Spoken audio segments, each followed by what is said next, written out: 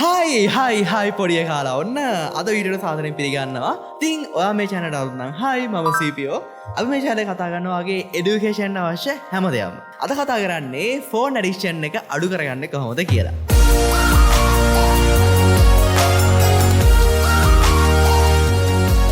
Video පටන් ගන්න කලින් කියනවා ඔයා වගේම මාත් මේක උතුරක් වෙලා හිටියා හරිනේ. ඒ වගේම මේකට ඇඩික්ට් වෙන එක ඔයාගේ වරදක්ම නෙමෙයි අත්‍තර. මට මතකයි ඒ කාලේ අපේ අම්මලා තාත්තලා එහෙම කිව්වා ෆෝන් නම් අල්ලන්න එපා වට ඇබ්බැහිනවා වැඩක් නෑ වගේ මට මතකයි කිව්වා. ඒ වගේම දැන් මම දකින ගොඩක් දෙමාපියෝන්ගේ ඒ කියන්නේ වැඩිහිටියන්ගේ වයස කට්ටිය මෙන්න ඇඩික්ට් වෙලා ෆෝන් වලට. මේකට වයසක් අදාළ නෑ. ඕන කෙනෙක් ඇඩික්ට් වෙන්න පුළුවන්. ඒක ඔයාගේ අවුලක් නෙමෙයි. හරිද? ඒක මුලින් තේරුම් ගන්න. මොකද මේවා ඩිසයින් කරලම තියෙන්නේ අපිව මේකට ඇබ්බැහි කරගන්න, ඇඩික්ට් කරගන්න. මොකද එයාලා හයර් කරනවා user experience designers-ලා. ඒ වගේම behavioral scientists-ලා. teams පිටින් ඉන්න ඔයාලා මේකට ඇදලා තියාගන්න. so මේක ඔයාගේ වැරද්දක් නෙමෙයි, ඔයාගේ අවුලක් නෙමෙයි. ඒක මුලින් තේරුම් ගන්න. ඕකේනේ? හරි. දැන් බලන්න ඕන අපි කොහොමද මේකෙන් ඈත් වෙන්න කියලා. හොඳම ක්‍රමය තමයි ෆෝන් එක ගත්තා විසි කරන්න තියෙන්නේ. මොකද ඔයාට ෆෝන් එකක් නැත්නම් ඔයා ඇඩික්ට් වෙන්න විදිහක් නැහැ. so අපිට පුළුවන් ෆෝන් එකෙන් ඇඩික්ට් වෙන එක පොඩ්ඩක් අඩු කරන්න. right? ඒක තමයි අපිට තියෙන ඊළඟ ඔප්ෂන් එක. so ඒ නිසා අපි එහෙම කරලා බලමු. මොකද මම මේක කිව්ව විසි කරන්න කියලා මගේ ෆෝන් එක කැඩුනා කාලයකට කලින්. ඒක ඕනේ එයාට ඕනේ නෑ. ඉතින් මේ පහුගිය කාලේ අතට මට තේරුම් ගියා මගේ ෆෝන් එක කැඩිච්ච නිසා මම හුරුනා මගේ පරණ චූටි ෆෝන් එකේ යූස් කරන්න. කෝල් ගන්න විතරනේ මට ඕනුනේ. කොහොම හරි මම ෆෝන් එකත් එක්ක තිබ්බ අර ඇද බැදලා තිබ්බ එක අඩු වුණා. ඇත්තටම අපිට ෆෝන් එකේ අත්‍යවශ්‍ය මොකටද කියලා පොඩ්ඩක් ඔයා තේරුම් ගන්න. අන්න ඒ වගේ එහෙම පුළුවන් නම් ෆෝන් එක අයින් කරන්න මම රෙකමන්ඩ් කරන ෆෝන් එකෙන් ඈත් වෙන තරමට ඔයාට මාර දේවල් ඔයාගේ ජීවිතේට එකතු වෙනවා. මොකද ඇත්තටම මේ අපිට හදපු එකක් නෙමෙයි අපිව හිර කරලා තියාගෙන හදපු එකක් මේ තියෙන්නේ. so anyway අපිට කරන්න බෑනේ. අපි දැන් බලමු කොහොමද මේකේ ඇඩික්ෂන් එක අඩු කරන්නේ. ඒක බලමු. දැන් අපි මුලින් තේරුම් ගමු ඔයා ඇයි මේකට ඇඩික්ට් වෙලා ඉන්නේ. මොකද්ද රීසන් එක? අර ඇඩික්ෂන් එක කියන හැබිට් එක ගත්තාම ඒ හැබිට් එක පුළුවන් අපිට සයිකල් එකක් විතර හරවන්න. කොහොම හරි ෆස්ට් ස්ටෙප් එක තමයි ඔයාට පොඩි කියු එකක් එන. ඒ කියන්නේ පොඩි ඔයාව ට්‍රිගර් කරන මොකක් හරි එනවා දෙයක්. සිග්නල් එකක් හරි මොකක් හරි. මැසේජ් එකක් ආපුවම එනවා නැත්නම් WhatsApp එකේ මොකක් හරි ආපුවම එනවා ලයික් එකක් ආපුවම එනවා සවුන්ඩ් ඉෆෙක්ට් එක. ඒක තමයි ට්‍රිගර් එක. ඒක හිච්ච ගමන් ඔයාගේ මොලේ හිතනවා මොකද්ද මැසේජ් එක කාගෙන් එන්නේ නැද්ද? කොච්චර ලයික් එන්නේ නැද්ද? ඔය වගේ ඔයාගේ මොලේ හිතන්න ගන්නවා assumptions.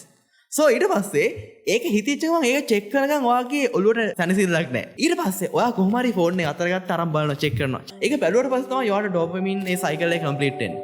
වැඩේ කම්ප්ලීට්. ඊට පස්සේ ෆෝන් එකේ තියලා ආයෙත් පාඩම් කරන්න පටන් ගන්නවා. එතකොටම ආයෙත් තියෙනවා සවුන්ඩ් ඉෆෙක්ට් එක නොටිෆිකේෂන් එක. ඔන්න ඔහොමයි ඔයාව ඇදලා බෙදලා තියාගන්න. ඒ වගේම බලන්න කාලෙත් එක්ක මේ apps එන්න ඉම්ප්‍රූව් වෙනවා. එන්න ලස්සන ඇනිමේෂන් දාන්න පටන් ගත්තා. ලස්සන සවුන්ඩ් ඉෆෙක්ට් හැමදේම. හරිද? ඒ වගේම මම ළඟදී දැක්කා YouTube එකේත් එහෙම එකක් තිබ්බා.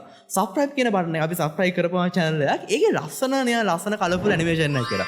ඕන්න subscribe කරලා බලන්න දැන් තියෙන බටන් එක subscribe කරලා බලන්න. ඔයාලට බලා ගන්න පුළුවන් ගේ. කොහොම හරි මේ හැම app එකකම බලන්න TikTok හැම එකම ලස්සන ඇනිමේෂන් සවුන්ඩ් ඉෆෙක්ට් ඒ වගේ මේකේ user interface එක මාර ලස්සන ඩිසයින් කරනවා. මේකට මිලන ගානක් මෙයාලා වියදම් කරනවා. ඇයි? ඔයාලගේ ඇටෙන්ෂන් එක එයාට ඕන. අන්න ඒකයි. හරිද? so ඔයාලා ඩිස්ට්‍රැක්ට් වෙන තරමට එයාට වාසි. ඉතින් මං කියවනේ මේ ඩෝපමින් සයිකල් එක අපි ඇඩික්ට් වෙලා ඉන්නේ මෙන්න මේ සයිකල් එකත් එක්ක. අපිට ෆෝන් ඇඩික්ෂන් එක අයින් කරන්න පුළුවන් ලේසිම දෙයක් තමයි ඇඩික්ෂන් සයිකල් එක බ්‍රේක් කරන එක. ඒ කියන්නේ මේක වෙන්න තියෙන ඉඩකඩ ගොඩාක් ඈඩ් කරන එක. ඒ කියන්නේ ඔයාලට ෆෝන් එකත් එක්ක තියෙන ඉන්ටරැක්ෂන් එක බ්ලොක් කරන්න පුළුවන් දේවල් කරන්න පුළුවන් නම් හොඳම දෙයක්. උදාහරණයක් කියන්න. ෆෝන් එක ඔයා ගාව නැතුව ඔයාගේ අම්මා ගාව තියෙනවා නම් අම්මට ඕන වෙලාවට විතරක් නම් ෆෝන් එක දෙන්නේ. ඔයාට අමාරුනේ ඔය අදාළ ඇප් එකට යන්න. අන්න ෆෝන් එකයි ඔයයි අතර තියෙන කනෙක්ෂන් එක පොඩ්ඩක් දුරස් කරා. අන්න ඒ වගේ. ඒ වගේම හිතන්න ඔයා උදේ හැරෙද්දී ඔයාගේ ඔළුව ගාව ෆෝන් එක තියෙනවද? මේ වද දාපු ගමන් ෆෝන් එක ගන්න පුළුවන්ද? අන්න ඒ කියන්නේ ඔයා ෆෝන් එකේ වහලෙක් කියලා. ඔයා නෙමෙයි ෆෝන් එක යූස් කරන්නේ. ෆෝන් එක තමයි ඔයාව යූස් කරන්නේ. ඒ වගේම ඔයා උදේම හැරිච්ච ගමන් ෆෝන් එකේ බලනවා චෙක් කරලා බලනවා කාගේද මැසේජ් ඇවිත් තියෙන්නේ. මොනවාද දවසේ වෙලා තියෙන්නේ? TikTok එකේ මොනවාද ඇවිත් තියෙන්නේ? එහෙම චෙක් කරනවා කියන්නේ ඔයා නෙමෙයි ඔයාගේ ෆෝන් එක තමයි උදේම ඔයාව යූස් කරන්නේ. so be careful. ඔයාට ඕන වෙලාවට ඒක යූස් කරන්න. ඒ නිසා ෆස්ට් ස්ටෙප් එක තමයි ෆෝන් එකත් එක්ක පොඩ්ඩක් දුරස් වෙන්න. ඒ කියන්නේ ඔයා රෑ නිින්දට යනකොට ෆෝන් එක ඔයා ගාව තියාගන්න එපා. අනික පරීක්ෂණ වල ඔප්පු වෙලා තියෙනවා ෆෝන් එකේ තියෙන රේඩියේෂන් අපේ මොළයට බාධා කරනවා කියලා නිින්දෙදි. so ඒ නිසා පරිස්සම් වෙන්න ෆෝන් එක ඈතින් තියාගන්න. ඔයා නිදා ගන්න වෙලාවට ඒ කියන්නේ අපිට පුළුවන් wind down routine එකක් තියාගන්න. මේ wind down routine එකක් කියන්නේ මොකද්ද? මම උදාහරණයක් කියන්න. හිතන්න ඔයා හොඳ මැරතන් එකක් දුවනවා. සුපිරි රේස් එකක් දුවලා ඔන්න ඇවිල්ලා එකපාරව නවතිනවා. එතනම නිදා ගන්න. ඒ වෙලාවේ ඇඟට මොකක් හරි අවුලක් වෙන්න පුළුවන් නේද? අපි මොකක් හරි රේස් එකක් දිවට පස්සේ පොඩ්ඩක් එක තැන ඇවිදිනවා නේ. එකපාර වාඩි වෙන්නෙත් නැහැ. එහෙම තියෙන එකපාර වතුර ගොඩක් බොන්නෙත් නැහැ. මොකද එහෙම කරොත් අපේ ඇඟට බාධාවක් එන්න පුළුවන්. අර තියෙන සේරම ප්‍රොසෙස් අවුල් වෙන්නත් පුළුවන්. රයිට්? ඒ වගේම තමයි අපි නිදා ගන්න යනකොට මෙන්න මේ wind down routine එක අත්‍යවශ්‍යයි. ඔයාට හේති නිින්දක් ගන්න ඕන. ඒ කියන්නේ ඔයා නිදා ගන්න සාන්නේ පැය භාගයකට කලින්වත් ඔයා වැඩ නවත්තන්න ඕන. වැඩ නවත්තලා පොඩ ෆ්ලෝ කරන්න ඕනේ. ඒ කියන්නේ වැඩ යන වේගය අඩු කරලා පොඩ පොතක් කියවන පොඩි ජර්නලින් පාරක් කරනවා අන්න ඒ වගේ. එහෙම කරලා පොඩ ෆ්ලෝ කරලා තමයි නිින්දට යන්නේ. එතනින් පස්සේ. අන්න ඒ වගේම ඔයාට පුළුවන් රෑ නිදා ගන්න යන්න පැයකට විතර කලින් ෆෝන් එක තහනම් කරන්න. ෆෝන් එක ඊට පස්සේ පැත්තක තියෙන්නේ සේරම මැසේජ් චෙක් කරනවා. ඔයා සේරම ඉවර කරලා නවත්තන්න පැයකට කලින්.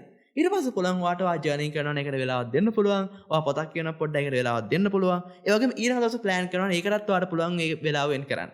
අන්න ඒ වෙලාව ගියාට පස්සේ ඔයාගේ ඇඟ දැන් ඔටෝමැටිකලි රෙඩි වෙන්න පටන් ගන්නවා නිදා ගන්න යනකොට.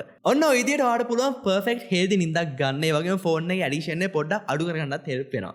ඊට පස්සේ නිදාගෙන කලින් අනිවාර්යෙන් කරන්න ෆෝන් එක ඈතින් තියනකොට මේක ඔය කාමරේ තියාගන්න එපා කොහෙවත් තියන්න ගෙදර සාලෙන්. කොහෙන් හරි වෙන පැත්තකින් තියන කාමරේ තියාගන්න නැතුව. ඒ වගේම ඔයාට පුළුවන් ෆෝන් එක charge යන ගහලා නිදා ගන්න. සෝ එතකොට ඔයා උදේ වෙනකොට හොඳට charge වෙලා තියෙන. දවස පටන් ගද්දි ෆ්‍රෙෂ් ෆිට වාර වැඩේ පටන් ගන්න පුළුවන්. මං කිව්වා වගේ ඔන්න සතියක් කරලා බලන්න ඔයාගේ ෆෝන් එක කාමරෙන් එළිය තියලා නිදා ගන්න බලන්න වැඩේ හරියනවා.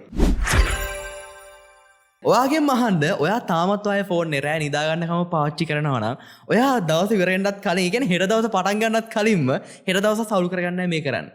ඒ කියන්නේ හෙට දවස පටන් ගන්න රිෆ්‍රෙෂ් වෙන්නේ ඔයාගේ නිින්දෙන්. ඔයාගේ නිින්ද අවුල් වෙනවා මාරම විදියට ඕකෙන් එන බ්ලූ ලයිට් එකෙන්. ඒ නිසා be careful. හරි. දෙවෙනි ස්ටෙප් එක. ඔයාගේ උදේ පටන් ගන්නකොට ෆෝන් එක නැති උදේ වරුවක් කරගන්න. ඒ කියන්නේ උදේ පැය හරි ඒ රැස් තියෙන මුල් පැය ෆෝන් එක නැතුව යූස් කරන්න. ඒ කියන්නේ ඔයා උදේ හැරෙනවා පොඩ්ඩක් එළිය බලනවා පොඩ්ඩක් ඇවිදිනවා පොඩ්ඩක් රිලැක්ස් වෙනවා. ෆෝන් එක නැතුව ගත කරන්න try එකක් දෙන්න. මොකද අපි හැමදාම උදේට රියැක්ටිව් වෙනවා. ඒ කියන්නේ අපි ෆෝන් එකේ ෆීඩ් එක දිහා බලනවා. ඒ කියන්නේ අපි රියැක්ටිව් මොඩ් එකේ කියන්නේ. ඒ කියන්නේ මොකක් හරි දෙයක් බලලා අපි ඒක රියැක්ෂන්ස් දෙනවා අපේ මොලෙන්. හැබැයි ඒකට වඩා හොඳම දේ තමයි ප්‍රොඇක්ටිව් වෙන එක. ප්‍රොඇක්ටිව් කියන්නේ අපි අලුත් දේවල් හිතනවා, අලුත් දේවල් ක්‍රියේට් කරනවා. ජර්නලින් කියන්නේ මේකට හොඳම ටිප් එකක්. ඒ වගේ මොන හරි අලුත් ඩ්‍රෝයින් එකක් කරනවා. අන්න ඒ වගේ. අපි පොඩි කතාවල් ලියනවා, චූටි දේවල් ලියනවා, අලුත් දේවල් හදනවා. ප්‍රොඇක්ටිව්. මෙතනදී අපේ මොලේ ලස්සන රීවයිව් වෙනවා අලුත් දේවල් හිතන්න. දැන් බලන්න ගොඩක් අලුත් අයිඩියාස් එනවා අඩුයි. නේද? එන මොවිස් හැම එකම වගේ එක වගේ ගොඩක් කියනවා. ඒ වගේම අලුත් අලුත් වෙනස් විදිහේ වාව් දේවල් එනවා අඩුයි ගොඩක් අද ලෝකේ. ඒ ගොඩක් වෙලාවට අපි රියැක්ටිව් මොඩ් එකේ ඉන්නේ. අපි ප්‍රොඇක්ටිව් වෙනවා අඩුයි. අන්න ඒකයි ඔල අලුත් අයිඩියාස් නැත්තේ ඒ නිසා. සෝ චුට්ටක් අයින් වෙන්න මේ රියැක්ටිව් මොඩ් එකේ. ෆෝන් එක ෆ්‍රී උදෑසනක් කරගන්න උදේවරු. ෆෝන් එකට දෙන්න එපා වගේ ලයිෆ් එක වෙනස් කරන්න. හරිද? හොඳ පැත්තට වෙනස් කරන්න try කරන්න. හැබැයි බෑඩ් පැත්තට අර යන්න දෙන්න එපා. පහුගිය කාලේ මම දැකපු ඇඩික්ටිව්ම සෝෂල් මීඩියා ප්ලැට්ෆෝම් එක තමයි TikTok කියන්නේ. TikTok එකේ මාර ඉම්ප්‍රූව්මන්ට් එකක් හදාගත්ත මේ පොඩි කාලේ ඇතුළත. මොකද ඒකේ ෆීඩ් එක හරිම ෂෝට්. තප්පර 10 20 අතර තමයි වීඩියෝස් තියෙන්නේ. ඔයාලට විනාඩියක් ඇතුළත වීඩියෝස් 100 ගණනක් ඉවර කරන්න පුළුවන් බලලා. රයිට්?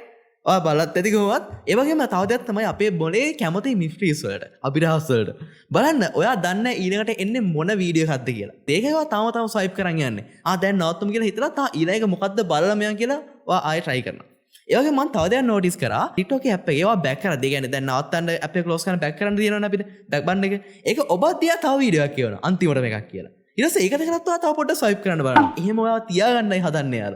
සෝ ඒ නිසා චුට්ටක් එකකින් ඈත් වෙන්න try එකක් දෙන්න. ඔයාලට පුළුවන් දවසේ පොඩි වෙලාවක් දෙන්න මේක පාවිච්චි කරන්න මේ වෙලාව තුළ විතරයි කියලා. එහෙම පුළුවන්. නැත්නම් ඔයාලට පුළුවන් ඒක දැන් හිතන්න ඔයා මොන හරි වැදගත් දෙයකට පාවිච්චි කරනවා කියලා. හිතන්න ඔයාගේ දවසේ වෙලාවක් තියෙනවා මේ app එක බලන්න.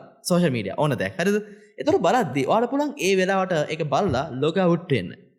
app එකේ තියෙන log out කියලා බලන්න එක. log out වුණාට පස්සේ ඔයාලට ආයෙත් email password ගහලා තමයි log වෙන්න ඕනේ ඒ අදාළ වෙලාවට. නැත්නම් automatically app එක open කරගම on වෙනවනේ. අන්න ඒ වගේ. ඔයාලට පුළුවන් ඒ mode එක on කරන්න. ඒ වගේම ටිකක් අර strong password එක හදාගෙන ඉන්න කෙනෙක්ට නම් පොඩ්ඩක් තව අමාරු වෙනවා මේකට log වෙන එක. so ඒ නිසා ඒක තව හොඳයි.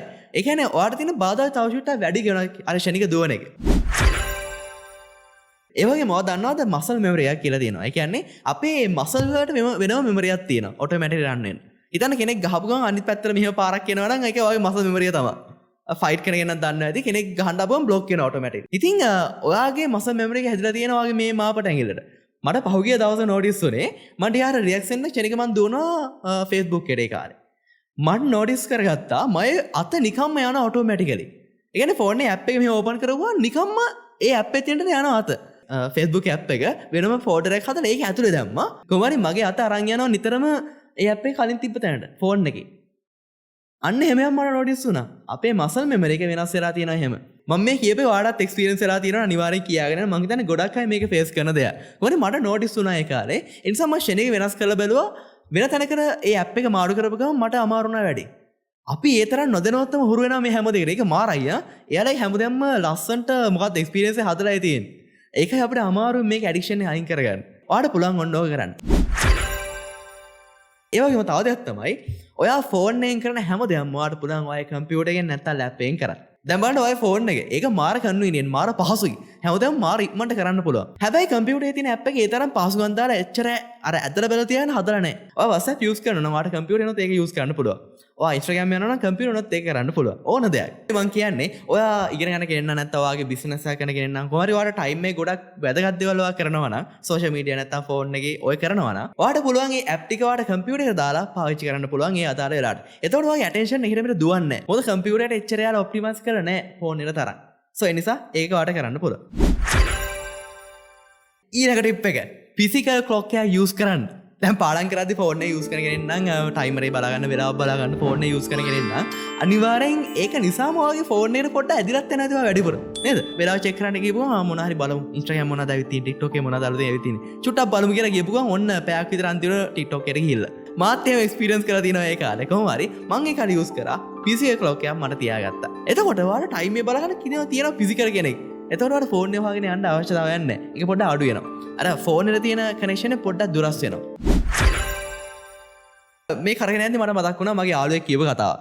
එයා මාර කැමති Y2K vibes වලට. ඒ ට්‍රෙන්ඩ් එකට එයා මාර කැමති කියලා කොහොම හරි එයාගේ ටච් ෆෝන් එකක් තිබ්බා. එයා ඒක අයින් කරලා අර ෆ්ලිප් ෆෝන් එකක් ගත්තා. බටන් තියෙන ෆෝන් එක අරගෙන ඒක යූස් කරා කාලයක් තිස්සේ එයා මට කිව්වා එයාගේ ලයිෆ් එක මාර විතර ඉම්ප්‍රූව් වුණාලු ඒක නිසා. එයා අර ඇප්ස් එකෙන් වැඩි යූස් කරේ නෑලු. එයාට අවශ්‍යතාවය උනේ කෝල් ගන්න විතර නෝමලි. ඒකට විතරයි එයාට යූස් කරන්න ඕනෙලා තිබ්බේ. සෝ එයාගේ අර මේන් ඩිවයිස් එක විතර එයා ඒ බටන් ෆෝන් එක තියාගෙන අවශ්‍යලාට ටච් ෆෝන් එක යූස් කළා කොහොම හරි ඒක නිසාම එයාගේ මේන් ඩිවයිස් එකනේ බටන් ෆෝන් එකනේ එයා ඇඩික්ෂන් එක අඩු වෙලා අනිත් අයට ඉම්ප්‍රූව් කරගන්න පුළුවන් වුණාලු සෝ ඔන්නෝම අයියා ඔයාලට පුළුවන් නම් ඔයා කැමති නම් යූස් කරන්න මේ ෆෝන්ස් ඒ වගේම එයා අර ඒ කාලේ තිබුණ නොස්ටැල්ජි වයිබ් එක කැමති නිසාලු ෆෝන් එක පාවිච්චි කරේත් ඒක එයාට මතක් වුණාලු වන්නර පොඩි කාලේ අපිට ෆෝන්ස් එහෙම තිබි චූටි ෆෝන්ස් පොඩි කාලේ සෝ ඔයාත් එහෙම කැමති කෙනෙක් නම් try කරලා බලන්න මේක මාර වටිනවා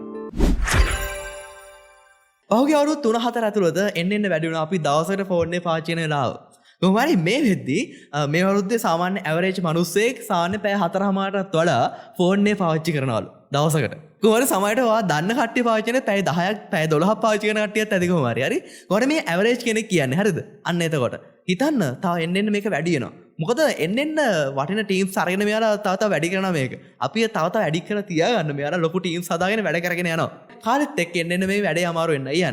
ඒ නිසා මම කියන්නේ පොඩ මේක තේරුම් අරගෙන ඔයාගේ යූස්ෆුල් දේවල් විතරක් යූස් කරන්න. අනිවාර්යෙන් කියන්න ඕන ෆෝන් එක කියන්නේ පට්ට යූස්ෆුල් දෙයක්. මොකද කාලෙත් එක්ක මම ඉම්ප්‍රූව් නේ මම අලුත් දේවල් ඉගෙන ගත්තේ මේ ෆෝන් එකෙන් හින්දා. මාර හෙල්ප්ෆුල් වුණා.